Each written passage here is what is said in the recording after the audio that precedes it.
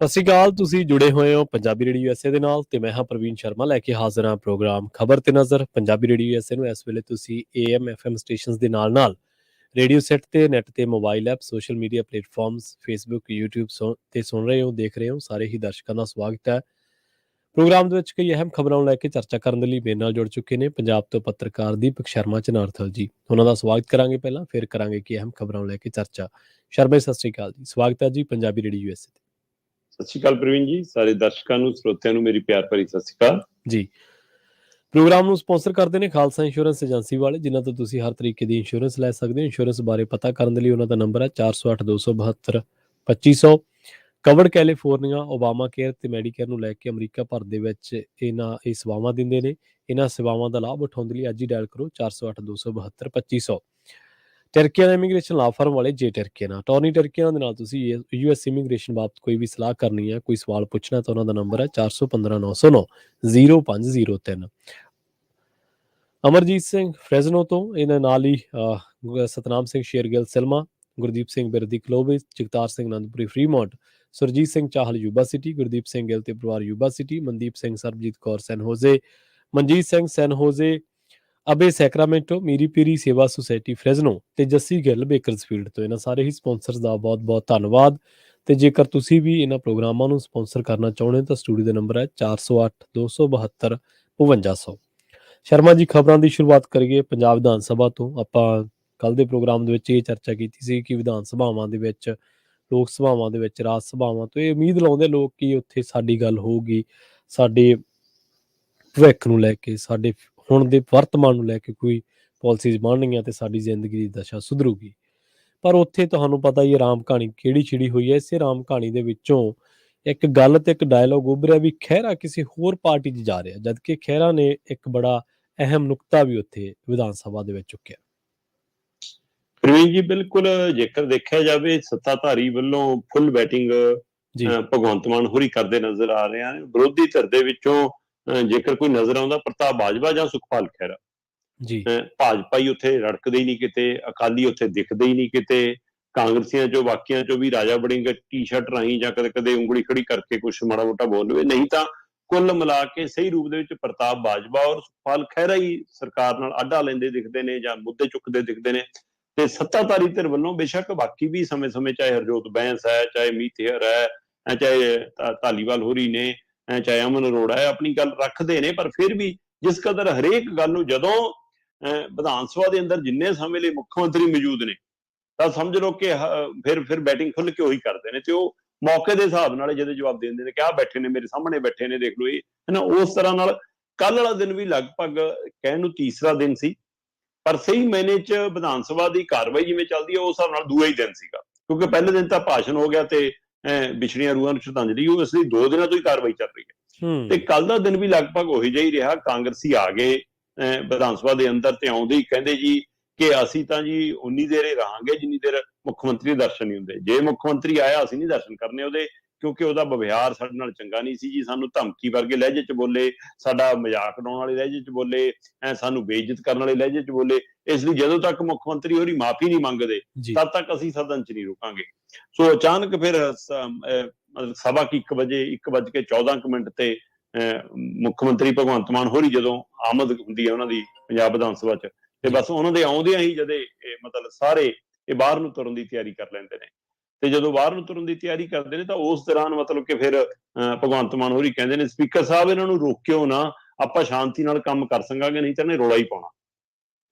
ਸੋ ਇੱਥੋਂ ਹੀ ਇੱਕ ਤਕਰਾਰ ਇੱਕ ਤਰ੍ਹਾਂ ਨਾਲ ਸ਼ੁਰੂ ਹੁੰਦੀ ਆ। ਇਹ ਸਭ ਦੇ ਦਰਮਿਆਨ ਇੱਕ ਵਾਰ ਮਤਲਬ ਕਿ ਸੁਖਪਾਲ ਖਹਿਰਾ ਆਪਣੇ ਲਈ ਸਮਾਂ ਮੰਗਦੇ ਨੇ ਤੇ ਜਦੋਂ ਸਮਾਂ ਨਹੀਂ ਮਿਲਦਾ ਤਾਂ ਆਪਣੀ ਆਵਾਜ਼ ਚੁੱਕਣ ਦੇ ਚੱਕਰ 'ਚ ਕਿ ਮੈਨੂੰ ਸਮਾਂ ਮਿਲੇ, ਉਹ ਸਪੀਕਰ ਦੀ ਕੁਰਸੀ ਵੱਲ ਨੂੰ ਵੱਧ ਜਾਂਦੇ ਤੇ ਉਹ ਸੈਂਟਰ 'ਚ ਮਤਲਬ ਜਿੱਥੋਂ ਕਿਹਾ ਜਾਂਦਾ ਕਿ ਇੱਥੇ ਨਹੀਂ ਆਉਣਾ ਉੱਥੇ ਤੱਕ ਪਹੁੰਚ ਜਾਂਦੇ ਤੇ ਉਹ ਰੌਲਾ ਪਾਉਣ ਤੋਂ ਬਾਅਦ ਫਿਰ ਸਪੀਕਰ ਵੱਲੋਂ ਉਹਨਾਂ ਨੂੰ ਭਰੋਸਾ ਦਿੰਦੇ ਆ ਕਿ ਕੋਈ ਨਾ ਤੁਸੀਂ ਟਿਕ ਕੇ ਆਪਣੀ ਸੀਟ ਤੇ ਬੈਠੋ, ਤੁਹਾਨੂੰ ਮੌਕਾ ਦਿੱਤਾ ਜਾਊ।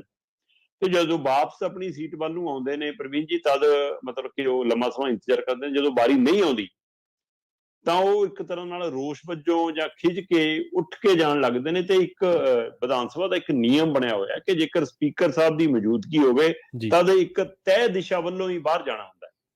ਠੀਕ ਹੈ। ਪਰ ਉਸ ਦਿਸ਼ਾ ਵੱਲੋਂ ਜਾਣ ਦੀ ਬਜਾਏ ਉਲਟ ਦਿਸ਼ਾ ਵੱਲੋਂ ਜਦੋਂ ਬਾਹਰ ਜਾਣ ਲੱਗੇ ਤਦ ਭਗਵੰਤ ਮਾਨ ਹੋਰਾਂ ਨੇ ਤੰਜ ਕੱਸਿਆ, ਕਹਿੰਦੇ ਕਿ ਲੱਗਦਾ ਖਹਿਰਾ ਹੋਰੀ ਕਿਸੇ ਹੋਰ ਪਾਰਟੀ 'ਚ ਜਾ ਰਹੇ ਨੇ। ਅੱਛਾ। ਸੋ ਬਸ ਕਿਉਂਕਿ ਉਹ ਕੱਲ ਵੀ ਉਹਨਾਂ ਨੇ ਖਹਿਰੇ ਨੂੰ ਨਿਸ਼ਾਨੇ ਤੇ ਰੱਖਿਆ ਸੀਗਾ, ਕੱਲ ਵੀ ਉਹਨਾਂ ਨੇ ਕਿਹਾ ਸੀਗਾ ਕਿ ਕਈ ਘਰ ਘੁੰਮਿਆ ਆਇਆ ਤਾਂ ਇਹਦੇ ਸਵਾਲਾਂ ਦਾ ਜਵਾਬ ਮੈਂ ਕਿਉਂ ਦੇਣਾ। ਸੋ ਅੱਜ ਵੀ ਲਗਭਗ ਉਹਨਾਂ ਨੇ ਸੂਈ ਉੱਥੇ ਰੱਖਿਆ। ਕੀ ਕੁਝ ਹੋ ਰਿਹਾ, ਕੀ ਕੋਈ ਭਗਵੰਤ ਮਾਨ ਕੋਲ ਕੋਈ ਇਹੋ ਜਿਹੀ ਖਬਰ ਹੈ, ਜਾਂ ਉਹ ਜਾਣਬੁੱਝ ਕੇ ਮਤਲਬ ਕਿ ਠਿੱਠ ਕਰ ਰਹੇ ਨੇ ਸੁਖਪਾਲ ਖਹਿਰਾ ਨੂੰ, ਕਿਉਂਕਿ ਸੁਖਪਾਲ ਖਹਿਰਾ ਕਿਸੇ ਸਮੇਂ ਇੱਧਰ ਵਾਲੀ ਪਾਰਟੀ 'ਚ ਰਹੇ ਨੇ ਖਾਸ ਕਰਕੇ। ਜੀ ਜੀ। ਸੋ ਆਮ ਆਦਮੀ ਪਾਰਟੀ 'ਚ ਰਹੇ ਨੇ, ਉਹਨਾਂ ਦੇ ਵਿਰੋਧੀ ਧਿਰ ਦੇ ਲੀਡਰ ਰਹੇ ਨੇ। ਸੋ ਭਗਵੰਤ ਮਾਨ ਨਾਲ ਕੰਮ ਕੀਤਾ ਉਹਨਾਂ ਨੇ ਇਕੱਠਿਆਂ ਨੇ। ਸੋ ਇਸ ਲਈ ਕਿ ਉਹ ਆਪਸ 'ਚ ਮਤਲਬ ਕੋਈ ਹੁਣ ਉਹ ਹੈ ਨੁਕਤਾਚੀਨੀ ਦਾ ਕਾਰਨ ਇਹ ਹੈ, ਜਾਂ ਕੁਝ ਹੋਰ ਪਹਿਲੂ ਹੈ, ਜਾਂ ਇਹ ਹੈ ਕਿ ਹਾਂ ਕਦੇ ਇੱਧਰ ਕਦੇ ਉੱਧਰ ਕਦੇ ਇੱਧਰ, ਇਹੀ ਮਸਲਾ ਹੈ, ਜਾਂ ਸੱਚਮੁੱਚ ਭਗਵੰਤ ਮਾਨ ਹੋਰਾਂ ਨੂੰ ਕੋਈ ਜਾਣਕਾਰੀ ਮਿਲੀ ਹੈ ਕਿ ਖਹਿਰਾ ਹੁਣ ਵੀ ਕੋਈ ਦਲ ਬਦਲ ਸਕਦੇ ਨੇ ਆਉਣ ਵਾਲੀਆਂ ਮਤਲਬ ਅਗਲੀਆਂ ਚੋਣਾਂ ਨੂੰ ਲੈ ਕੇ, ਚਾਹੇ 24 ਦੀਆਂ ਲੋਕ ਸਭਾ ਨੇ ਜਾਂ 27 ਨੇ। ਪਰ ਜਿਸ ਤਰ੍ਹਾਂ ਉਹ ਮੁੱਦੇ ਚੁੱਕ ਰਹੇ ਨੇ ਉਸ ਹਵਾਲੇ ਨਾਲ ਸਾਫ਼ ਦਿਖਦਾ ਹੈ ਪ੍ਰਵੀਨ ਜੀ ਕਿ ਪੰਜਾਬ ਵਿਧਾਨ ਸਭਾ 'ਚ ਸਰਕਾਰ ਨੂੰ ਜੇਕਰ ਕੋਈ ਸਵਾਲ ਕਰ ਰਿਹਾ ਤਾਂ ਉਹ ਠੋਸ ਸਵਾਲਾਂ ਦੇ ਸੁਖਪਾਲ ਖਹਿਰਾ ਸਾਫ਼ ਨਜ਼ਰ ਆਉਂਦੇ ਨੇ। ਸੁਖਪਾਲ ਖਹਿਰਾ ਹੋਰਾਂ ਨੇ ਉੱਥੇ ਜਿਹੜੇ ਸਵਾਲ ਕੀਤੇ ਉਹਦੇ ਵਿੱਚ ਹਰਜੋਤ ਬੈਂਸ ਨਾਲ ਵੀ ਉਹਨਾਂ ਦੀ ਬਹਿਸ ਹੁੰਦੀ ਹੈ ਜੀ, ਉਹ 'ਚ ਧਾਲੀਵਾਲ ਹੋਰਾਂ ਨਾਲ ਵੀ।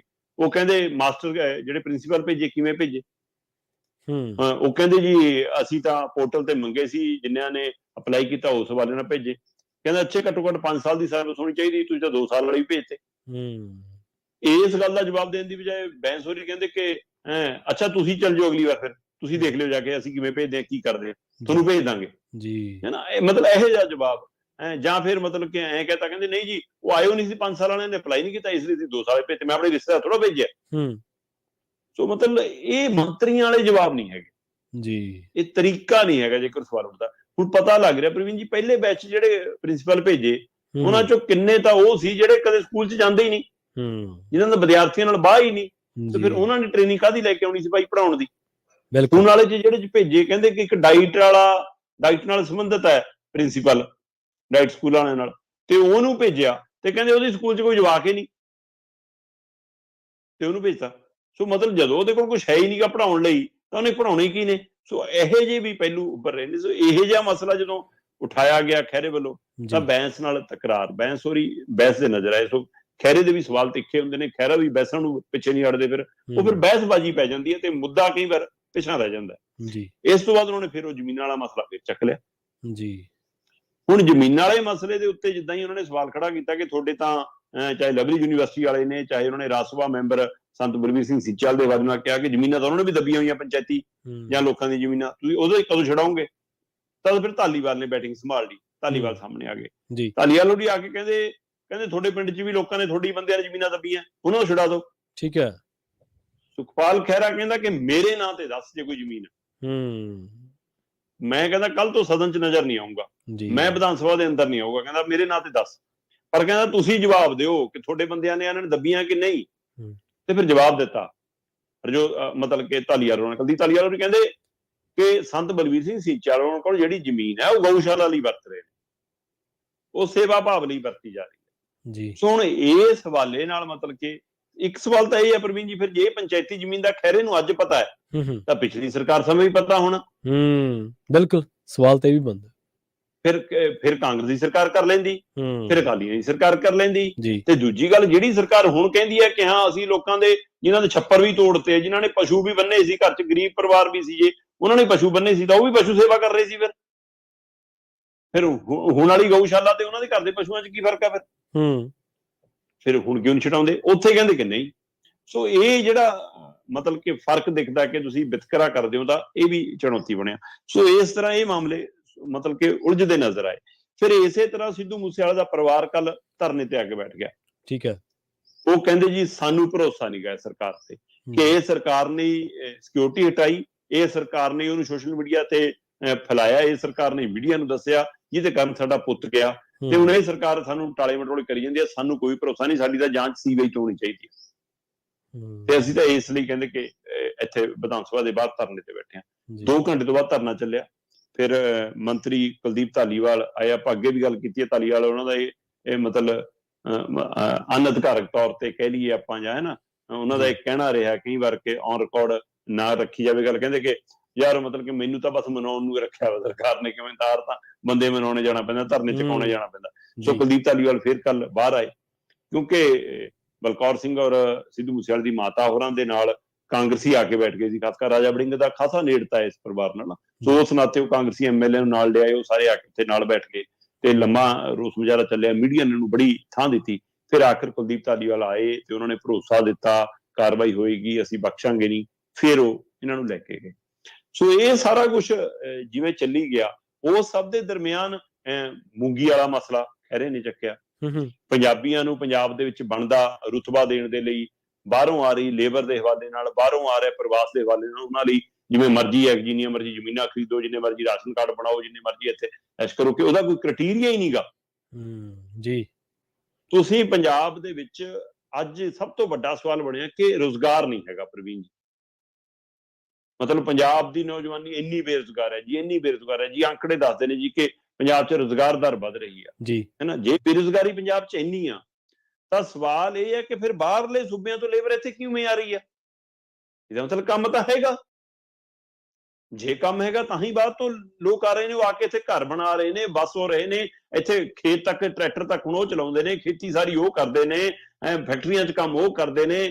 ਤੁਸੀਂ ਕੋਈ ਘਰ ਦਾ ਕੰਮ ਕਰਾਉਣਾ, ਤੁਸੀਂ ਕੋਈ ਖੇਤ ਦਾ ਕੰਮ ਕਰਾਉਣਾ, ਤੁਸੀਂ ਕੋਈ ਫੈਕਟਰੀ ਦਾ ਕੰਮ ਕਰਾਉਣਾ, ਜੇ ਤੁਹਾਨੂੰ 2 ਬੰਦਿਆਂ ਦੀ ਲੋੜ ਹੈ ਤਾਂ ਵੀ ਉਹੀ ਟੱਕਰਨਗੇ। ਵੱਖੋ-ਵੱਖ ਖੇਤਰਾਂ 'ਚ ਤੁਹਾਨੂੰ 10 ਬੰਦਿਆਂ ਦੀ ਲੋੜ ਹੈ ਤਾਂ ਵੀ ਉਹੀ ਟੱਕਰਨਗੇ। 100 ਬੰਦਿਆਂ ਦੀ ਲੋੜ ਹੈ ਤਾਂ ਵੀ 99 ਉਹੀ ਟੱਕਰਨਗੇ।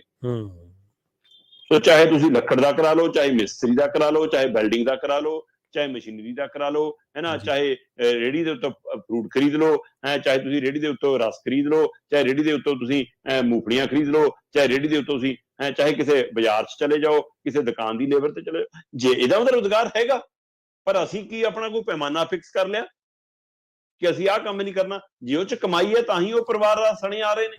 ਅੱਜ ਇੱਕ ਆਉਂਦਾ, ਫਿਰ ਕੱਲ ਉਹਦਾ ਭਰਾ ਆਉਂਦਾ, ਫਿਰ ਦੂਆ ਭਰਾ ਆਉਂਦਾ, ਫਿਰ ਚਾਚਾ ਆਉਂਦਾ, ਫਿਰ ਪਿੰਡ ਵਾਲੇ ਆਉਂਦੇ ਨੇ, ਫਿਰ ਨਿਆਣੇ ਆਉਂਦੇ ਨੇ। ਸੋ ਇਸ ਲਈ ਇਹ ਮੁੱਦਾ ਵੀ ਖਹਿਰੇ ਨੇ ਬੜੀ ਜ਼ੋਰਤਾ ਨਾਲ ਉਠਾਇਆ ਕਿ ਕੋਈ ਨੀਤੀ ਘੜ ਲੈਣੀ ਚਾਹੀਦੀ ਹੈ। ਹੁਣ ਦੇਰ ਹੁੰਦੀ ਜਾ ਰਹੀ ਹੈ, ਕਿਉਂਕਿ ਜਿਵੇਂ ਆਪਾਂ ਦੇਖਦੇ ਹਾਂ ਕਈ ਸੂਬਿਆਂ 'ਚ ਟਕਰਾਅ ਫਿਰ ਵਧਣਾ ਸ਼ੁਰੂ ਹੋ ਗਿਆ। ਸਥਾਨਕ ਲੋਕਾਂ ਦਾ ਕਿ ਜੀ ਉਹ ਸਸਤੀ ਲੇਬਰ ਕਰ ਲੈਂਦੇ ਜੀ, ਜਦੋਂ ਕਿ ਰੇਟ ਇੰਨਾ ਬਣਦਾ ਜੀ, ਇਸ ਲਈ ਸਾਨੂੰ ਕੰਮ ਨਹੀਂ ਮਿਲਦਾ। ਸੋ ਕੱਲ ਨੂੰ ਪੰਜਾਬ 'ਚ ਵੀ ਇਹ ਖਤਰਾ ਵੱਧਦਾ ਜਾ ਰਿਹਾ ਕਿ ਕਿਤੇ ਅਜਿਹੇ ਟਕਰਾਅ ਨਾ ਸ਼ੁਰੂ ਹੋ ਜਾਣ। ਉਸ ਨੂੰ ਵੀ ਗੌਰ ਕਰਨ ਦੀ ਲੋੜ। ਫਿਰ ਉਹਨਾਂ ਨੇ ਮੂੰਗੀ ਵਾਲਾ ਮਸਲਾ ਚੱਕਿਆ। ਅੱਛਾ, ਕਹਿੰਦੇ ਜੀ ਦੱਸੋ ਜੀ ਕਿ ਕਿਸਾਨਾਂ ਨੂੰ ਮਤਲਬ ਕਿ ਵਾਅਦਾ ਕੀਤਾ ਸੀਗਾ ਸਰਕਾਰ ਨੇ ਐਮਐਸਪੀ ਤੇ, ਕਿ ਫਿਰ ਕਿੰਨੀ ਕੁ ਮੂੰਗੀ ਖਰੀਦੀ ਜੀ? ਕਿਸਾਨਾਂ ਨੂੰ ਤਾਂ ਐਮਐਸਪੀ ਮਿਲੀ ਨਹੀਂ। ਜਿਵੇਂ ਖਹਿਰਾ ਨੇ ਇਹ ਗੱਲ ਕਹੀ ਤੇ ਮੀਤੇਰ ਖੜਾ ਹੋ ਗਿਆ। ਮੀਤੇਰ ਕਹਿੰਦਾ ਅਸੀਂ ਤਾਂ ਕੋਈ ਗਰੰਟੀ ਨਹੀਂ ਦਿੱਤੀ ਸੀ, ਤਾਂ ਵੀ ਅਸੀਂ ਐਮਐਸਪੀ ਤੇ ਚੱਕੀ ਆ, ਅਸੀਂ ਤਾਂ ਖਰੀਦੀ ਐਮਐਸਪੀ ਤੇ। ਤੇ ਖਹਿਰਾ ਕਹਿੰਦਾ ਰਿਕਾਰਡ ਦੱਸ ਦਿਓ। ਤੇ ਫਿਰ ਕੁਲਦੀਪ ਧਾਲੀਵਾਲ ਹੋਰੀ ਖੜੇ ਹੋ ਗਏ। ਕੁਲਦੀਪ ਧਾਲੀਵਾਲ ਕਹਿੰਦਾ ਕਿ ਤੁਸੀਂ ਰਿਕਾਰਡ ਛੱਡੋ, ਤੁਸੀਂ ਬੰਦਾ ਲਿਆ ਦਿਓ ਸਾਨੂੰ ਜਿਹਦੀ ਅਸੀਂ ਨਾ ਚੱਕੀ ਹੋਵੇ, ਜਦੋਂ ਕਿ ਹਕੀਕਤ ਹੈਗੀ ਆ ਪ੍ਰਵੀਨ ਨਿਆਂ ਦੀ ਮੂੰਗੀ ਉਸ ਪਾਸੇ ਨਹੀਂ ਵਿਕੀ। ਸੋ ਇਸ ਲਈ ਇਹ ਮੁੱਦਾ ਵੱਡਾ ਬਣਿਆ। ਤੇ ਫਿਰ ਇਸੇ ਤਰ੍ਹਾਂ ਮਤਲਬ ਕਿ ਇਹ ਕਿੰਨੇ ਹੀ ਫਿਰ ਫਰੀਡਮ ਫਾਈਟਰ ਦੇ ਪਰਿਵਾਰਾਂ ਦਾ ਹਵਾਲਾ ਆਇਆ। ਇਹ ਸਾਰੇ ਪਹਿਲੂਆਂ ਦੇ ਦਰਮਿਆਨ ਹੀ ਕਮਿਊਨਿਟੀ ਸੈਂਟਰਾਂ ਦਾ ਮਸਲਾ ਆਇਆ, ਹਸਪਤਾਲਾਂ ਦੀ ਭਰਤੀ ਦਾ ਮਸਲਾ ਆਇਆ, ਹੈ ਨਾ। ਤੇ ਡਾਕਟਰ ਬਲਵੀਰ ਨੇ ਕਿਹਾ ਕਿ ਨਹੀਂ ਜੀ ਅਸੀਂ ਛੇਤੀ ਉਹ ਭਰਤੀ ਕਰਨ ਜਾ ਰਹੇ ਹਾਂ, ਹਸਪਤਾਲਾਂ ਨੂੰ ਅਪਗ੍ਰੇਡ ਕਰਨ ਜਾ ਰਹੇ ਹਾਂ, 50 ਬੈੱਡ 100 ਬੈੱਡ ਵਾਲੇ ਹਸਪਤਾਲਾਂ ਨੂੰ ਅਪਗ੍ਰੇਡ ਕਰਾਂਗੇ, ਨਰਸਾਂ ਡਾਕਟਰਾਂ ਦੀ ਜਿਹੜੀ ਕਮੀ ਆ ਉਹਨੂੰ ਪੂਰੀ ਕਰਾਂਗੇ, ਹੈ ਨਾ। ਕੁੱਤਿਆਂ ਦੇ ਮਸਲੇ ਉੱਠੇ, ਹੈ ਨਾ। ਐਨਓਸੀ ਨੂੰ ਲੈ ਕੇ ਕਿਹਾ, ਕਹਿੰਦੇ ਕਿ ਨਹੀਂ ਜੀ ਹੁਣ ਅਸੀਂ ਮਤਲਬ ਕਿ ਐਨਓਸੀ ਦੀ ਲੋੜ ਵੀ ਨਹੀਂ, ਜਿਹੜੀਆਂ ਗੈਰ ਕਾਨੂੰਨੀ ਕਲੋਨੀਆਂ ਨੇ ਅਸੀਂ ਇੱਕ ਵਾਰ ਤਾਂ ਉਹਨਾਂ ਨੂੰ ਮਤਲਬ ਕਿ ਕਾਨੂੰਨੀ ਕਲੋਨੀ ਬਣਾ ਦਾਂਗੇ ਹੁਣ, ਪਰ ਦੁਬਾਰਾ ਨਹੀਂ। ਇਹ ਹਰ ਵਾਰ ਹੁੰਦਾ ਪ੍ਰਵੀਨ, ਜਦੋਂ ਬਣਦੀ ਹੈ ਜਦ ਸਰਕਾਰਾਂ ਨੂੰ ਕਿਉਂ ਨਹੀਂ ਪਤਾ ਲੱਗਦਾ? ਤੇ ਬਾਅਦ ਚੋਂ ਫਿਰ ਉਹਨਾਂ ਨੂੰ ਲੀਗਲ ਕਰ ਦਿੰਦੇ ਨੇ, ਫਿਰ ਬਾਅਦ ਚੋਂ ਕਹਿੰਦੇ ਅਗਲੀ ਵਾਰ ਨਹੀਂ ਬਣਾਂਗੇ, ਅਗਲੀ ਵਾਰ ਫਿਰ ਬਣ ਜਾਂਦੀਆਂ ਨੇ। ਸੋ ਇਸ ਲਈ ਇੱਥੇ ਕੀ ਅਫਸਰਸ਼ਾਹੀ ਤੱਕ ਇਹ ਕੰਮ ਚੱਲਦਾ ਜਾਂ ਐਮਐਲਏ ਮੰਤਰੀਆਂ ਦੀ ਵੀ ਮਿਲੀਭੁਗਤ ਹੁੰਦੀ ਹੈ? ਕਿਹਦੀ ਸ਼ਹਿ ਤੇ ਬਣਦੀਆਂ ਨੇ? ਇਹ ਇੱਕ ਵੱਡਾ ਸਵਾਲ ਹੈ। ਫਿਰ ਗੈਂਗਸਟਰਾਂ ਤੇ ਕਾਰਵਾਈ ਦਾ ਹਵਾਲਾ ਆਇਆ, ਮੂਸੇਵਾਲੇ ਦੇ ਬਾਪੂ ਵਾਲਾ ਹਵਾਲਾ ਆਇਆ, ਹੈ ਨਾ। ਫਿਰ ਮੂਸੇਵਾਲੇ ਕਾਂਡ ਵਾਲਾ ਹਵਾਲਾ ਵੀ ਆਇਆ ਕਿ ਪੰਜਾਬ 'ਚ ਅਮਨ ਕਾਨੂੰਨ ਦੀ ਸਥਿਤੀ ਠੀਕ ਨਹੀਂ ਹੈ ਨਾ। ਫਿਰ ਅਮਨ ਅਰੋੜਾ ਹੋਰਾਂ ਨੇ ਇੱਕ ਬੜਾ ਗੰਭੀਰ ਮਾਮਲਾ ਧਿਆਨ 'ਚ ਲਿਆਂਦਾ। ਕਹਿੰਦੇ ਕਿ ਜਦੋਂ ਏਅਰਪੋਰਟ ਤੇ ਉਤਰਦੇ ਆ, ਹੈ ਨਾ, ਜਿਹੜਾ ਸ਼ਹੀਦ ਆਜ਼ਮ ਭਗਤ ਸਿੰਘ ਇੰਟਰਨੈਸ਼ਨਲ ਮੋਹਾਲੀ ਏਅਰਪੋਰਟ ਹੈ, ਉਹਦੇ ਪਰ ਉਤਰਦੇ ਆ ਤਾਂ ਉਹ ਇਹ ਨਹੀਂ ਮਤਲਬ ਬੋਲਦੇ ਨਹੀਂ ਗਏ ਉਹਦੇ ਵਿੱਚ ਕਿ ਸ਼ਹੀਦ ਆਜ਼ਮ ਭਗਤ ਸਿੰਘ ਏਅਰਪੋਰਟ ਹੈ ਨਾ, ਕਿ ਇਹ ਤੋਂ ਫਲਾਈਟ ਉਡਣ ਲੱਗੀ ਹੈ ਜਾਂ ਤੋਂ ਫਲਾਈਟ ਉਤਰਨ ਲੱਗੀ ਆ, ਠੀਕ ਹੈ, ਕਿ ਉਹ ਜ਼ਰੂਰ ਅਨਾਉਂਸਮੈਂਟ ਕਰਾਈ ਜਾਵੇ ਕਿ ਘੱਟੋ ਘੱਟ ਉਹ ਨਾਮ ਤਾਂ ਲੋਕਾਂ ਨੂੰ ਪਤਾ ਲੱਗੇ ਨਾ ਜਿਸ ਨਾਮ ਨਾਲ ਏਅਰਪੋਰਟ ਹੈਗਾ। ਸੋ ਇਹ ਅਨਾਉਂਸਮੈਂਟ ਜ਼ਰੂਰ ਦਿੱਤਾ। ਫਿਰ ਉਹਨਾਂ ਨੇ ਦੂਜਾ ਹਵਾਲਾ ਇਹ ਵੀ ਦਿੱਤਾ ਕਿ ਅਜੇ ਵੀ ਇੱਥੋਂ ਵਿਦੇਸ਼ ਨੂੰ ਸਾਰੀਆਂ ਉਡਾਨਾਂ ਸ਼ੁਰੂ ਨਹੀਂ ਆ, ਉਹਦੇ ਪਰ ਜ਼ੋਰ ਦਿੱਤਾ ਜਾਵੇ। ਫਿਰ ਟਰੱਕ ਯੂਨੀਅਨਾਂ ਦਾ ਮਾਮਲਾ, ਅਰੁਣਾ ਚੌਧਰੀ ਕਹਿੰਦੀ ਕਿ ਟਰੱਕ ਯੂਨੀਅਨਾਂ ਪਿਛਲੀ ਸਰਕਾਰ ਸਮੇਂ ਭੰਗ ਹੋ ਗਈਆਂ ਸੀ ਤੇ ਠੀਕ ਕਹਿੰਦੀ ਹੈ। ਕਿ ਹੁਣ ਪਰਚੀਆਂ ਕੱਟੀਆਂ ਜਾ ਰਹੀਆਂ ਨੇ, ਕਹਿੰਦੀ ਆ ਚੱਕੋ ਮੇਰੇ ਕੋਲ 350 ਪਰਚੀਆਂ ਨੇ, ਕੌਣ ਕਰ ਜੀ। ਰਿਹਾ ਵਸੂਲੀ, ਕਹਿੰਦੀ ਦੱਸੋ ਹੂੰ। ਮੈਨੂੰ। ਤੇ ਇਹੋ ਜਿਹੇ ਸਵਾਲ ਵੀ ਉੱਥੇ ਉੱਠੇ। ਸੋ ਕੱਲ ਚੰਗਾ ਭਖਮਾ ਦਿਨ ਵੀ ਰਿਹਾ, ਬਹਿਸ ਵੀ ਚੰਗੀ ਦੇਖਣ ਨੂੰ ਹੋਈ, ਜੀ। ਚਰਚਾ ਵੀ ਰਹੀ। ਮੁੱਖ ਮੰਤਰੀ ਸਾਹਿਬ ਖਾਸਾ ਸਮਾਂ ਬਾਹਰ ਵਾਲੇ ਕੰਮ ਕੁੰਮ ਵੀ ਕਰੇ ਆਉਂਦੇ ਨੇ, ਠੀਕ ਵਿੱਚ ਹੈ। ਨੂੰ ਆ ਜਾਂਦੇ ਨੇ, ਜਦੋਂ ਆ ਜਾਂਦੇ ਨੇ ਤਾਂ ਫਿਰ ਮੋਰਚਾ ਆਪ ਸੰਭਾਲ ਲੈਂਦੇ ਨੇ।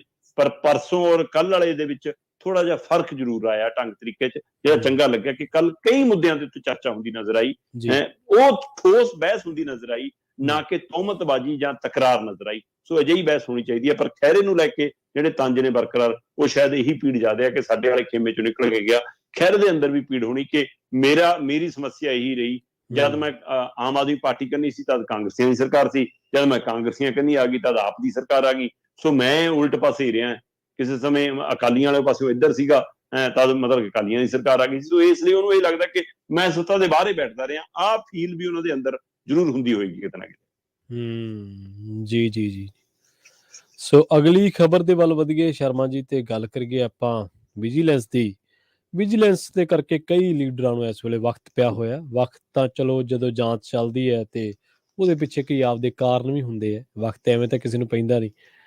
ਪਰ ਹੁਣ ਦੱਸਦੇ ਆ ਕਿ ਕੱਲ ਜਿਵੇਂ ਤੁਸੀਂ ਜ਼ਿਕਰ ਕੀਤਾ ਮਾਨ ਸਾਹਿਬ ਦਾ ਵਿਧਾਨ ਸਭਾ ਦੇ ਵਿੱਚ, ਤਾਂ ਮਾਨ ਸਾਹਿਬ ਦੀ ਗੱਲ 'ਚ ਹੀ ਗੱਲ ਆ, ਉਹ ਮੂਹਰਲੀ ਕਤਾਰ ਦੇ ਬਾਰੇ ਇਸ਼ਾਰਾ ਕਰ ਰਹੇ ਸੀ, ਫਲਾਨਾ ਕਿੱਥੇ ਆ, ਫਲਾਨਾ ਕਿੱਥੇ ਆ, ਫਲਾਨਾ ਕਿੱਥੇ ਆ, ਨਾਂ ਨਾਲ ਲੈ ਕੇ। ਪਰ ਹੁਣ ਦੱਸਦੇ ਆ ਕਿ ਵਿਜੀਲੈਂਸ ਵੀ ਪਟਿਆਲੇ ਕੰਨੀ ਨੂੰ ਤਿਆਰੀਆਂ ਕਰੀ ਬੈਠੀ ਹੈ, ਜੀਪਾਂ ਸਟਾਰਟ ਹੋਣ ਵਾਲੀਆਂ ਹੀ ਆ, ਤੇ ਸ਼ਾਹੀ ਮਹਿਲ ਦਾ ਦਰਵਾਜ਼ਾ ਖੜਕਾਇਆ ਜਾ ਸਕਦਾ ਕਿਸੇ ਵੇਲੇ ਵੀ। ਪ੍ਰਵੀਨ ਜੀ, ਆਪਾਂ ਕੱਲ ਹੀ ਇਸ ਗੱਲ ਵੱਲ ਇਸ਼ਾਰਾ ਕੀਤਾ ਸੀ ਕਿ ਜੋ ਜੀ।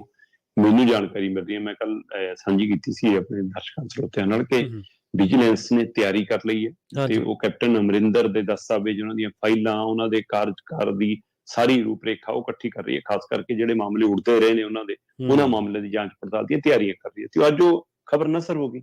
ਜੀ। ਅੱਜ ਉਹ ਗੱਲ ਬਾਹਰ ਆ ਗਈ ਕਿ ਬਕਾਇਦਾ ਤੌਰ ਤੇ 27 ਫਾਈਲਾਂ ਲੁਧਿਆਣਾ ਇੰਪਰੂਵਮੈਂਟ ਟਰਸਟ ਦੀਆਂ ਵਿਜੀਲੈਂਸ ਨੇ ਦੁਬਾਰਾ ਚੈੱਕ ਕਰਨੀਆਂ ਸ਼ੁਰੂ ਕਰ ਦਿੱਤੀਆਂ, ਉਹਨਾਂ ਦੇ ਠੀਕ ਹੈ। ਉੱਤੋਂ ਨੋਟਿਸ ਬਣਾਉਣੇ ਸ਼ੁਰੂ ਕਰ ਦਿੱਤੇ ਨੇ।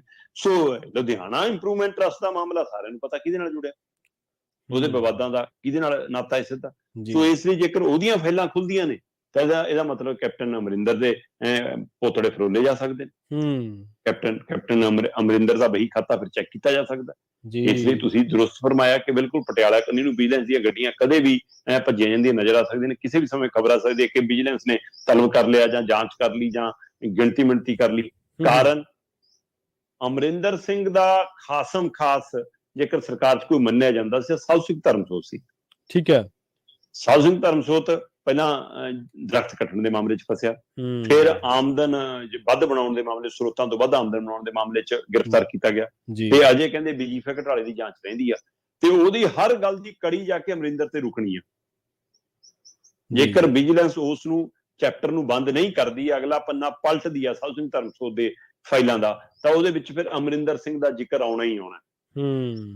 ਸੋ ਇਸ ਲਈ ਕੀ ਇਹ ਕੱਲੀਆਂ 27 ਫਾਈਲਾਂ ਨਾਲ ਇਹ ਮਾਮਲਾ, ਜਾਂ ਪੜਾਅ ਦਰ ਪੜਾਅ ਸਾਰੀਆਂ ਉਹ ਮਾਮਲੇ ਵੀ ਅੱਗੇ ਵਧਣਗੇ। ਜਿਵੇਂ ਆਪਾਂ ਸਾਧੂ ਸਿੰਘ ਧਰਮਸੋਤ ਦੇ ਹਵਾਲੇ ਨਾਲ ਗੱਲ ਕਰਦੇ ਹਾਂ, ਉਵੇਂ ਕਹਿੰਦੇ ਅਮਰਿੰਦਰ ਸਿੰਘ ਤਾਂ ਪੁੱਛ ਲੈਂਦੇ ਸੀ ਭਰਤਿੰਦਰ ਚਾਹਲ ਨੂੰ ਕਿ ਚਾਹਲ ਸਾਹਿਬ ਛਿੱਕ ਆ ਰਹੀ ਹੈ, ਛਿੱਕ ਮਾਰ ਲਵਾਂ ਕਿ ਨਾ।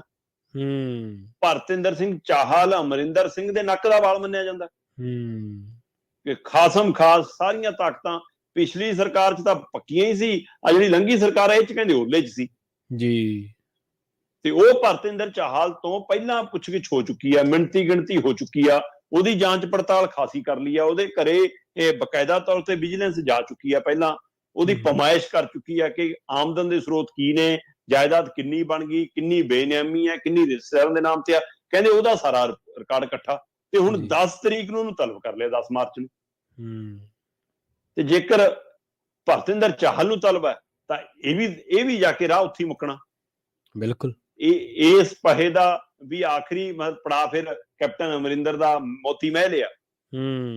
ਸੋ ਇਸ ਲਈ ਚਾਹੇ ਇਧਰੋਂ ਨਾਭੇ ਅਮਲੋਹ ਕੰਨੀਓ ਆ ਜਾਓ, ਤਾਂ ਵੀ ਪਟਿਆਲੇ ਜਾ ਕੇ ਉੱਥੇ ਗੱਡੀ ਖੜਨੀ ਹੈ ਵਿਜੀਲੈਂਸ ਦੀ, ਚਾਹੇ ਸਾਧੂ ਸਿੰਘ ਧਰਮਸੋਤ ਦੇ ਹਵਾਲੇ ਨਾਲ, ਤੇ ਚਾਹੇ ਭਰਤਿੰਦਰ ਦੇ ਚਾਹਲ ਦੇ ਹਵਾਲੇ ਨਾਲ ਮੋਹਾਲੀ ਤੋਂ ਲੈ ਕੇ ਪਟਿਆਲੇ ਵਾਲੀਆਂ ਕੋਠੀਆਂ ਤੱਕ ਨੂੰ ਚੱਲ ਜਾਓ, ਤਾਂ ਵੀ ਰਾਹ ਜਾ ਕੇ ਅਮਰਿੰਦਰ ਦੇ ਘਰੇ ਮੁੱਕਣਾ। ਸੋ ਇਸ ਲਈ ਵਿਜੀਲੈਂਸ ਨੇ ਮੇਲਾ ਦਾ ਪੂਰੀ ਤਿਆਰੀ ਕਰ ਲਈ। ਆਪਾਂ ਕੱਲ ਹੀ ਗੱਲ ਕਰ ਰਹੇ ਸੀ, ਅੱਜ ਉਹ ਤਾਂ ਸਾਹਮਣੇ ਆਉਣ ਲੱਗੇ ਕਿ 10 ਤਰੀਕ ਨੂੰ ਜਿਹੜਾ ਤਲਬ ਕਰਨਾ, ਤੇ ਦੂਸਰਾ ਲੁਧਿਆਣਾ ਇੰਪਰੂਵਮੈਂਟ ਟਰਸਟ ਦੀਆਂ 27 ਫਾਈਲਾਂ ਖੋਲ ਲੈਣਾ।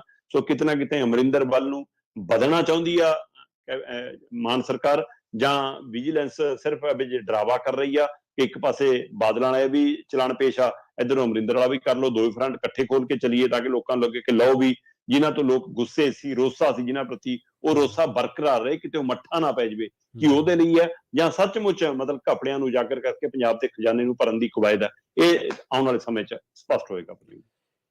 ਦੇਖੋ ਸ਼ਰਮਾ ਜੀ, ਗੱਲ ਇਹ ਆ, ਜਦੋਂ ਲੋਕਾਂ ਦੀ ਕਿਸੇ ਬੰਦੇ ਨੇ ਅਗਵਾਈ ਕੀਤੀ ਹੋਵੇ ਨਾ, ਲੋਕਾਂ ਦਾ ਆਗੂ ਰਿਹਾ ਹੋਵੇ, ਤੇ ਉਹਨੂੰ ਸਵਾਲ ਤਾਂ ਹੁੰਦੇ ਲਾਜ਼ਮੀ ਨੇ। ਬਿਲਕੁਲ।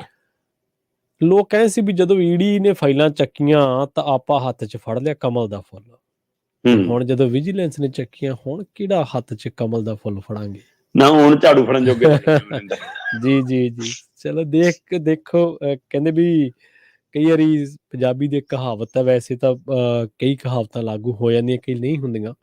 ਕਈ ਵਾਰੀ ਹੱਥਾਂ ਦੀਆਂ ਦਿੱਤੀਆਂ ਮੂੰਹ ਨਾਲ ਖੋਲਣੀਆਂ ਪੈਂਦੀਆਂ, ਸਮੇਂ ਦੇ ਗਰਭ ਦੇ ਵਿੱਚ ਕੌਣ ਖੋਲਦਾ।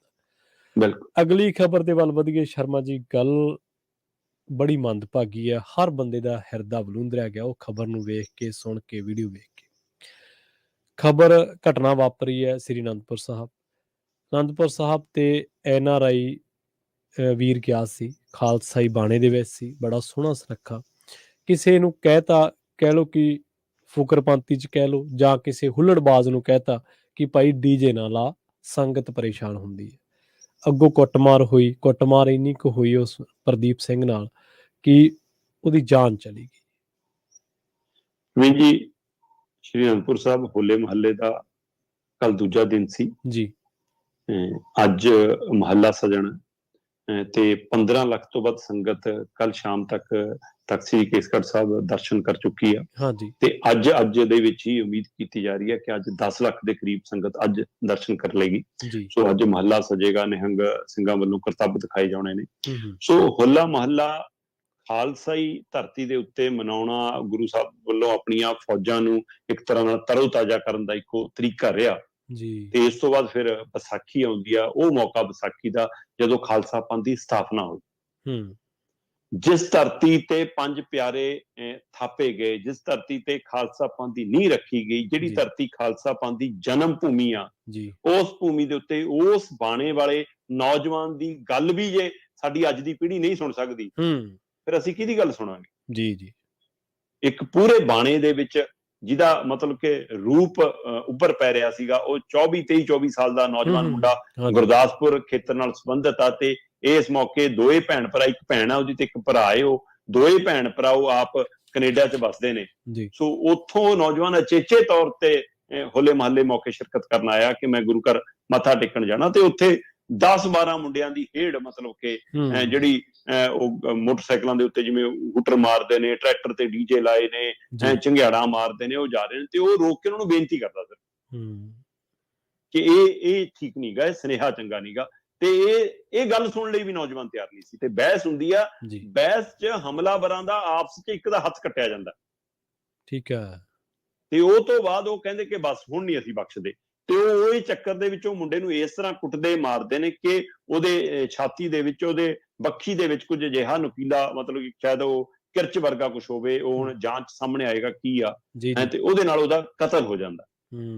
ਤੇ ਪਰ ਉਹਦੇ ਨਾਲੋਂ ਵੀ ਅਫਸੋਸਜਨਕ, ਮਤਲਬ ਜਿਹੜੀ ਨਲਾਇਕੀ ਉਹ ਹੁੱਲੜਬਾਜ਼ਾਂ ਨੇ ਕੀਤੀ, ਕਹਿੰਦੇ ਜੀ ਪੁਲਿਸ ਨੇ ਲੱਭ ਵੀ ਲਿਆ ਇੱਕ ਬੰਦਾ ਨੂਰਪੁਰ ਬੇਦੀ ਦੇ ਖੇਤਰ ਨਾਲ ਸੰਬੰਧਿਤ ਆ, ਇੱਕ ਦੀ ਪਹਿਚਾਣ ਹੋ ਗਈ ਆ, ਉਹਦੇ ਰਾਹੀਂ ਬਾਕੀ ਵੀ ਚੱਕ ਲਏ ਜਾਣਗੇ।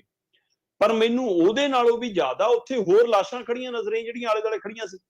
ਪ੍ਰਦੀਪ ਦੀ ਲਾਸ਼ ਥੋੜਾ ਉਹਦਾ ਤਾਂ ਕਤਲ ਕੀਤਾ, ਪਰ ਉਹਦੇ ਕਤਲ ਤੋਂ ਪਹਿਲਾਂ ਆਲੇ ਦੁਆਲੇ ਜਿਹੜੀਆਂ ਸੈਂਕੜਿਆਂ ਲਾਸ਼ਾਂ ਖੜੀਆਂ ਨੇ ਜਿਨ੍ਹਾਂ 'ਚ ਹਿੰਮਤ ਹੀ ਨਹੀਂ ਗਈ ਕਿ ਠੀਕ ਨਾਲ ਖੜਨ ਦੀ। ਜੀ ਬਿਲਕੁਲ। ਉਹ ਕਿਉਂ ਨਹੀਂ ਰੋਕਣ ਲਈ ਸਾਹਮਣੇ ਆਏ ਲੋਕ। ਮਤਲਬ ਆਪਾਂ ਗੱਲ ਕਰ ਰਹੇ ਹਾਂ 15 ਲੱਖ ਸ਼ਰਧਾਲੂਆਂ ਨੇ ਮੱਥਾ ਟੇਕਿਆ ਜੀ, ਤੇ ਉਹ 15 ਲੱਖ ਚੋਂ 1000-1500 ਤਾਂ ਉਸ ਮੌਕੇ ਉੱਥੇ ਆਲੇ ਦੁਆਲੇ ਫਿਰਦੇ ਸੀ। ਬਿਲਕੁਲ ਸਹੀ। ਤੇ ਕਿਸੇ ਇੱਕ ਨੇ ਵੀ ਕਿਉਂ ਨਹੀਂ ਰੋਕਿਆ, ਕਿਸੇ ਦੋ ਨੇ ਕਿਉਂ ਨਹੀਂ ਰੋਕਿਆ। ਜੇ 5 ਜਣੇ ਵੀ ਪੈਂਦੇ ਤਾਂ ਵੀ 10 ਹੱਥ ਸੀ 10 ਜਣਾਂ ਨੂੰ ਰੋਕਣ ਲਈ ਜੀ। ਤੇ ਇੱਥੋਂ ਮਤਲਬ ਇਹ ਮੱਦਭਾਗਾ ਉਹਦੇ ਨਾਲੋਂ ਵੀ, ਘਟਨਾ ਨਾਲੋਂ ਵੀ ਜ਼ਿਆਦਾ ਮੱਦਭਾਗਾ ਮੈਨੂੰ ਇਹ ਲੱਗਿਆ। ਤੇ ਦੂਸਰਾ, ਜਦੋਂ ਨੌਜਵਾਨ ਘਰੋਂ ਤੁਰਦੇ ਨੇ, ਕੀ ਮਾਪਿਆਂ ਦੀ ਸੱਚਮੁੱਚ ਹੁਣ ਸੁਣਨੋਂ ਹਟ ਗਏ, ਜਾਂ ਮਾਪੇ ਕਹਿਣੋਂ ਹਟ ਗਏ, ਜਾਂ ਮਾਪਿਆਂ ਦੇ ਅੱਖਾਂ 'ਚ ਇੰਨਾ ਘੱਟਾ ਪੈਂਦਾ, ਉਹਨੂੰ ਲੱਗਦਾ ਕਿ ਸਾਡਾ ਪੁੱਤ ਤਾਂ ਮੱਥਾ ਟੇਕਣੇ ਚੱਲਿਆ, ਤੇ ਉੱਥੇ ਜਾ ਕੇ ਪਤਾ ਲੱਗਦਾ ਹੁੱਲੜਬਾਜ਼ੀ। ਸੋ ਇਹ ਹੁੱਲੜਬਾਜ਼ੀਆਂ ਨੂੰ ਲੈ ਕੇ ਜਦੋਂ ਛੋਟੇ ਸਾਹਿਬਜ਼ਾਦਿਆਂ ਦਾ ਸ਼ਹਾਦਤ ਦਿਹਾੜਾ ਹੁੰਦਾ ਹੈ, ਹਾਂਜੀ ਸ਼੍ਰੀ ਫਤਿਹਗੜ੍ਹ ਸਾਹਿਬ ਵਾਲੀ ਸਭਾ ਹੁੰਦੀ ਹੈ, ਉੱਥੇ ਵੀ ਕਈ ਵਾਰ ਇਹ ਸਵਾਲ ਆਏ ਨੇ, ਪਰ ਉੱਥੇ ਦੀਆਂ ਕਮੇਟੀਆਂ ਸੰਸਥਾਵਾਂ ਨੇ ਖੁਦ ਇਹ ਮੌਕੇ ਸੰਭਾਲੇ ਨੇ, ਪਿੰਡਾਂ ਦੀਆਂ ਪੰਚਾਇਤਾਂ ਨੇ, ਕਮੇਟੀਆਂ ਨੇ, ਗੁਰੂ ਘਰਾਂ ਨੇ ਮੌਕੇ ਸੰਭਾਲੇ ਨੇ ਕਿ ਨਹੀਂ, ਨਾ ਲੰਗਰ ਇਹੋ ਜਿਹੇ ਲੱਗਣਗੇ, ਨਾ ਇਹੋ ਜਿਹੇ ਪ੍ਰਬੰਧ ਹੋਣਗੇ, ਨਾ ਇਹੋ ਜਿਹੇ ਹੂਟਰ ਵੱਜਣਗੇ, ਨਾ ਇਹੋ ਜਿਹਾ ਕੁਝ ਹੋਊਗਾ। ਇਹੋ ਜਿਹੇ ਨੂੰ ਲੈ ਕੇ ਅਨੰਦਪੁਰ ਸਾਹਿਬ ਦੀਆਂ ਲੋਕਲ ਸੰਸਥਾਵਾਂ, ਇਲਾਕੇ ਦੀਆਂ ਸੰਸਥਾਵਾਂ ਨੂੰ ਵੀ ਪਹਿਲ ਕਦਮੀ ਕਰਨੀ ਚਾਹੀਦੀ ਹੈ। ਔਰ ਇਹ ਘਟਨਾ ਨੂੰ ਅੰਜਾਮ ਦੇਣ ਵਾਲਾ ਜਿਹੜਾ ਇੱਕ ਬੰਦਾ ਪਛਾਣਿਆ ਗਿਆ, ਉਹ ਤਾਂ ਅਨੰਦਪੁਰ ਸਾਹਿਬ ਦੇ ਖੇਤਰ ਨਾਲ ਲੱਗਦੇ ਨੂਰਪੁਰ ਬੇਦੀ ਦਾ ਹੀ ਹੈ। ਤੇ ਆਮ ਤਾਂ ਲੋਕਾਂ ਨੂੰ ਨਹੀਂ ਪਤਾ ਕਿ ਅਸੀਂ ਹੋਲੇ ਮਹੱਲੇ ਮੌਕੇ ਕਿਵੇਂ ਜਾਣਾ। ਬਿਲਕੁਲ ਸਹੀ ਹੈ। ਸੋ ਇਸ ਲਈ ਇਹ ਕਾਫੀ ਮੱਦਭਾਗੀ ਹੈ ਘਟਨਾ ਪ੍ਰਵੀਨ ਜੀ, ਭੀੜ ਹੋਈ ਬਹੁਤ। ਜੀ ਬਿਲਕੁਲ। ਕਈ ਵਾਰੀ ਸਾਨੂੰ ਇਸ ਗੱਲ ਤੇ ਥੋੜੀ ਜਿਹੀ ਵਿਚਾਰ ਕਰਨੀ ਚਾਹੀਦੀ ਹੈ ਕਿ ਅਸੀਂ ਆਪਣੇ اخلاق ਤੋਂ, ਅਸੀਂ ਸਾਰੇ ਉਸ ਸਮੁੱਚਤਾ ਚ ਹੀ ਸਾਰੇ ਹੀ ਆ ਜਾਂਦੇ, ਇੰਨਾ ਡਿੱਗ ਕਿਉਂ ਪਏ ਆ, ਮਾੜੀ ਮੋਟੀ ਗੱਲ ਵੀ ਝੱਲਣ ਦਾ ਮਾਦਾ ਹੈ ਨਹੀਂਗਾ, ਮਾੜੀ ਮੋਟੀ ਗੱਲ ਨਹੀਂ ਸੁਣ ਸਕਦੇ, ਕਿ ਹਰ ਇੱਕ ਗੱਲ ਤੇ ਹੱਥੋਂ ਪਾਈ ਹੋਣਾ ਹੀ ਸਾਡਾ ਕੰਮ ਰਹਿ ਗਿਆ, ਹਰ ਇੱਕ ਗੱਲ ਤੇ ਗਾਲੀ ਗਲੋਚ ਕਰਨਾ ਹੀ ਸਾਡਾ ਕੰਮ ਰਹਿ ਗਿਆ। ਹਾਂਜੀ, ਸਹਿਣਸ਼ੀਲਤਾ ਤੇ ਜਿਹੜੀਆਂ ਤੁਸੀਂ ਲਾਸ਼ਾਂ ਦੀ ਗੱਲ ਕੀਤੀ ਹੈ, ਵਾਕਈ ਸਮਾਰਟਫੋਨ ਨੇ ਬੰਦੇ ਨੂੰ ਵਾਕਈ ਕਈ ਮਸਲਿਆਂ ਚ ਲੱਗਦਾ ਕਿ ਲਾਸ਼ ਹੀ ਬਣਾ ਦਿੱਤਾ, ਰੈਕਟੀ ਕਰਨੋਂ ਹਟ ਗਿਆ ਬੰਦਾ, ਰੋਬੋਟ ਦੀ ਤਰ੍ਹਾਂ ਹੋ ਗਿਆ। ਵੀਡੀਓ ਬਣਾਉਣੀ ਜ਼ਿਆਦਾ ਜ਼ਰੂਰੀ ਹੈ ਕਿਸੇ ਦੀ ਜਾਨ ਬਚਾਉਣ ਨਾਲ। ਅਗਲੀ ਖਬਰ ਦੇ ਵੱਲ ਵਧੀਏ। ਸ਼ਰਮਾ ਜੀ, ਤੁਸੀਂ ਸਾਨੂੰ ਇਸ ਪ੍ਰੋਗਰਾਮ ਦੇ ਵਿੱਚ ਖਾਸੀਆਂ ਜਾਣਕਾਰੀਆਂ ਦਿੰਦੇ ਰਹਿੰਦੇ ਆ ਕਿ ਮਰੇ ਹੋਏ ਬੰਦਿਆਂ ਨੂੰ ਪੈਨਸ਼ਨਾਂ ਵੀ ਦੇ ਦਿੱਤੀਆਂ, ਉਹਨਾਂ ਦੇ ਮਗਰ ਰਾਸ਼ਨ ਵੀ ਭੇਜਤਾ, ਪਰ ਹੁਣ ਜਿਹੜੀ ਖਬਰ ਦੱਸਿਓ ਕਿ ਇਹਦੀ ਡਿਟੇਲ ਜਾਂ ਇਹਦੇ ਤੇ ਚਰਚਾ ਜ਼ਰੂਰ ਕਰਿਓ ਕਿ ਕੀ ਇਹ ਖਬਰ ਸੱਚ ਹੈ ਕਿ ਮਰੇ ਹੋਏ ਬੰਦਿਆਂ ਤੋਂ ਨਰੇਗਾ 'ਚ ਦਿਹਾੜੀਆਂ ਵੀ ਕਰਾ ਲਈਆਂ? ਪ੍ਰਵੀਨ ਜੀ ਬਿਲਕੁਲ, ਮਤਲਬ ਕਿ ਆਪਾਂ ਪਿਛਲੇ ਮਹੀਨੇ ਦੇ ਦਰਮਿਆਨ ਹੀ ਤਿੰਨ ਚਾਰ ਅਜਿਹੀਆਂ ਖਬਰਾਂ 3-4 ਹਫ਼ਤਿਆਂ ਦੇ ਵਿੱਚ ਹੀ ਆਪਾਂ ਕੀਤੀਆਂ ਨੇ, ਹਨਾ, ਚਾਹੇ ਉਹ ਆਟਾ ਦਾਲ ਸਕੀਮ ਵਾਲੇ ਹੋਣ, ਬੇਸ਼ੱਕ ਹੁਣ ਕਿੰਨੇ ਰਾਸ਼ਨ ਕਾਰਡ ਕੱਟੇ ਜਾ ਰਹੇ ਨੇ, ਉਹ ਚ ਜਿਹੜੇ ਲੋੜਵੰਦ ਲੋਕ ਨੇ ਉਹਨਾਂ ਨਾਲ ਵੀ ਧੱਕਾ ਹੋ ਰਿਹਾ ਜੀ, ਪਰ ਉੱਥੇ ਵੀ ਮਤਲਬ ਕਿ ਛਾਤਰ ਲੋਕ ਇਸ ਸਹੂਲਤ ਦਾ ਗਲਤ ਫਾਇਦਾ ਉਠਾ ਸਕਦੇ ਰਹੇ। ਬੁਢਾਪਾ ਪੈਨਸ਼ਨ ਵਾਲੀ ਆਪਾਂ ਗੱਲ ਕਰਦੇ ਰਹੇ ਹਾਂ ਕਿ ਜਿਹੜੇ ਇਸ ਦੁਨੀਆ 'ਚ ਨਹੀਂ ਹੈਗੇ ਉਹਨਾਂ ਦੇ ਨਾਂ ਤੇ ਵੀ ਪੈਨਸ਼ਨ ਆਈ ਜਾਂਦੀ ਹੈ, ਕਢਾਈ ਜਾਂਦੀ ਰਹੀ ਆ, ਹੈਨਾ। ਇਸੇ ਤਰ੍ਹਾਂ ਆਪਾਂ ਵਜੀਫੇ ਘਟਾਲੇ ਦਾ ਜ਼ਿਕਰ ਕਰਦੇ ਨੇ ਕਿ ਜਵਾਕ ਨੇ ਜਿਹੜੀ ਜਿੱਥੇ ਐਡਮਿਸ਼ਨ ਵੀ ਲਈ ਉੱਥੇ ਵੀ ਲੈ ਕੇ ਵਜੀਫਾ ਕੌਣ ਖਾ ਗਿਆ ਉਹਦੇ ਨਾਂ ਦਾ ਜੀ। ਇਸੇ ਤਰ੍ਹਾਂ ਆਪਾਂ ਇੱਕ ਪੂਰੇ ਪਿੰਡ ਦੀ ਗੱਲ ਕਰ ਚੁੱਕੇ ਹਾਂ ਕਿ ਪਿੰਡ ਹੈ ਹੀ ਨਹੀਂਗਾ ਤਾਂ ਵੀ ਉਹਦੇ ਨਾਂ ਤੇ ਗ੍ਰਾਂਟਾਂ ਆ ਗਈਆਂ ਸ਼ਕਲੀਆਂ। ਸੋ ਉਸੇ ਤਰ੍ਹਾਂ ਦੀ ਆ ਘਟਨਾ ਪ੍ਰਵੀਨ ਜੀ, ਇਹ ਇੱਕ ਦੋ ਥਾਂ ਨਹੀਂ ਹੋਈ, 14 ਪਿੰਡਾਂ ਦੀਆਂ ਪੰਚਾਇਤਾਂ ਦੇ ਵਿੱਚ ਹੋਈ ਆ। ਪੰਜਾਬ ਦੀਆਂ 14 ਪਿੰਡਾਂ ਦੀਆਂ ਪੰਚਾਇਤਾਂ 'ਚ 18 ਬੰਦੇ ਅਜਿਹੇ ਨੇ ਜਿਹੜੇ ਇਸ ਦੁਨੀਆ ਤੋਂ ਜਾ ਚੁੱਕੇ ਨੇ, ਪਰ ਉਹ ਨਰੇਗਾ ਦੀ ਦਿਹਾੜੀ ਕਰਨ ਆਉਂਦੇ ਨੇ, ਰਜਿਸਟਰ 'ਚ ਹਾਜ਼ਰੀ ਲਾ ਕੇ ਜਾਂਦੇ ਨੇ, ਹੈਨਾ, ਤਸਲੇ ਢੋਕੇ ਜਾਂਦੇ ਨੇ, ਪਿੰਡ ਦਾ ਕੰਮ ਕਰਕੇ ਜਾਂਦੇ ਨੇ ਤੇ ਫਿਰ ਆਪਣੇ ਪੈਸੇ ਵੀ ਲੈ ਕੇ ਜਾਂਦੇ ਨੇ। ਮਤਲਬ ਇੰਨੀ ਤਰੱਕੀ ਕਰ ਲਈ ਅਸੀਂ ਟੈਕਨੋਲੋਜੀ ਦੀ ਕਿ ਮਰਿਆ ਬੰਦਾ ਹੁਣ ਨਰੇਗਾ 'ਚ ਆ ਕੇ ਦਿਹਾੜੀ ਵੀ ਕਰ ਜਾਂਦਾ।